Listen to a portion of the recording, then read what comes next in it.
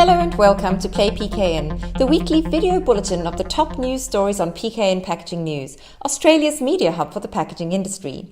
I'm PKN's publisher Lindy Hewson, and this week's bulletin is brought to you by Ball & Doggett, Australia's largest distributor of printable materials and consumables. Well, Labour's victory in last weekend's federal election is a huge moment for Australia, with this change of government coming at a critical time in Australia's push towards achieving the 2025 national packaging targets and a heightened national focus on key environmental challenges. PKN asked industry organisations who work closely with and lobby government what the change will mean for Australian packaging. Australian Packaging Covenant Organisation APCO CEO Brooke Donnelly sees the continuation of the collaboration between government and industry as essential.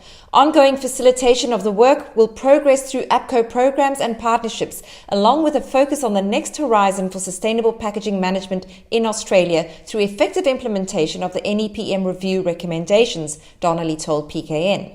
Meanwhile, Kelly Northwood, CEO of soon-to-merge peak industry bodies, the Printing and Visual Communications Association, PVCA, and the Real Media Collective, TRMC, said the associations will be engaging with the appropriate minister as soon as caucus is announced to ensure the National Skills Council reviews the recent removal, under the coalition government, of the apprentices across the industry's awards. She also said that skills and training requires serious review and that PVCA and TRMC had begun a proposal to Treasury related to the review of locally manufactured and print management contracts and had also been working on a policy across gender equity and carbon emission targets to establish a standard for the industry to develop.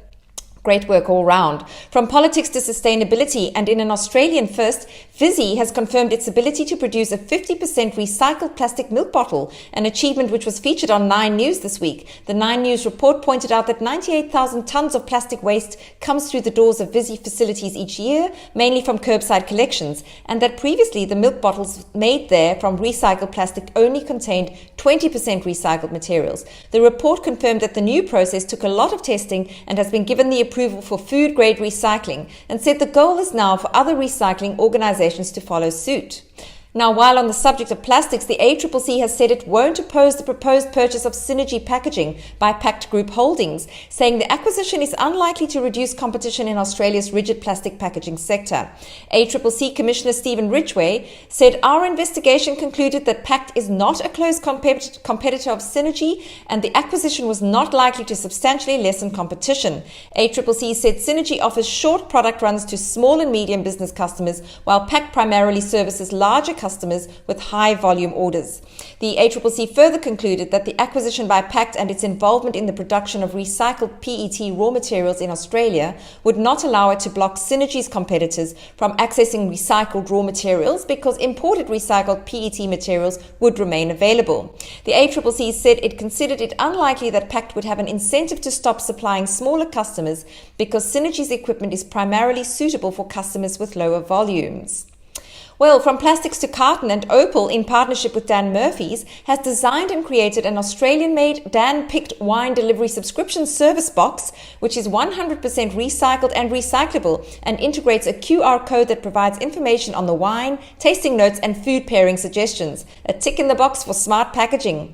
Meanwhile, Arnott, which is currently at 75% recyclability in unit terms across its packaging portfolio, has committed to transition its soft plastic packaging used on all biscuit packaging from multi to mono material, so it is fully recyclable by the end of 2023. The shift will remove non-recyclable materials from Arnott's biscuit range, resulting in full recyclability of that packaging through the Australian Red Cycle and New Zealand soft plastics recycling schemes. And then on to shopping bags. Coles has launched its latest Together to Zero sustainability initiative shopping bags made from 80% recycled plastic, which includes 20% marine waste plastic, mainly sourced from Malaysia and recovered from ocean feeding waterways and inland areas. And then just before we end off, a quick congratulations must go to OEM TNA Solutions and founders Alf and Nadia Taylor as they celebrate their 40th year and the 20th of the philanthropic Nadia and Alf Foundation through a series of events across the globe. The first of these was a glamorous event staged in Melbourne last week during the AUSPACK exhibition.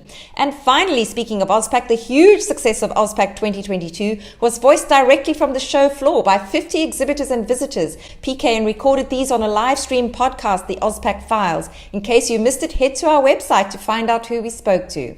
Well, that's the wrap for this week. Another huge one in packaging. Thanks as ever for watching. That's it from me, Lindy Hewson, signing off.